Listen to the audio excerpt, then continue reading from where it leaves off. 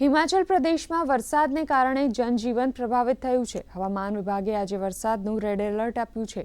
ગત 2 થી 3 દિવસમાં ભારે વરસાદના કારણે સમગ્ર પ્રદેશમાં પૂર, ભૂસ્ખલન અને પાણી ભરાવની ઘટનાથી ભારે નુકસાન પહોંચ્યું છે, જેથી પ્રદેશના 10 જિલ્લાઓમાં દરેક શૈક્ષણિક સંસ્થાઓ બંધ રાખવાનો નિર્ણય લેવામાં આવ્યો છે। જ્યારે ઉત્તરાખંડમાં હવામાન વિભાગે આજથી 3 દિવસ માટે ભારે વરસાદની આગાહી કરી છે।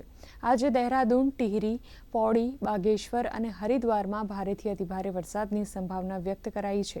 તંત્ર દ્વારા આ જગ્યાઓ પર તમામ શાળાઓ બંધ રાખવાનો આદેશ આપવામાં આવ્યો છે। તો બીજી તરફ કેન્દ્રીય ગૃહમંત્રી અમિત શાહ આજે જમ્મુની હવાઈ મુલાકાત લેશે। તેઓ તાજેતરમાં વાદળ ફાટવા અને પૂરને કારણે થયેલા નુકસાનનું મૂલ્યાંકન કરશે અને બચાવ તથા રાહતના પગલાંની સમીક્ષા કરશે। ગૃહમંત્રી કટરાની સ્થિતિનો પણ તાગ મેળવશે, જ્યાં વૈષ્ણોદેવી યાત્રા માર્ગમાં ભૂસ્ખલનને લીધે અનેક લોકોના મૃત્યુ થયા હતા। જમ્મુ પહોંચ્યા બાદ તેઓ સીધા રાજભવન જશે અને પૂર રાહતના પગલાં પર ચર્ચા માટે ઉચ્ચ સ્તરીય સમીક્ષાની બેઠકની અધ્યક્ષતા કરશે।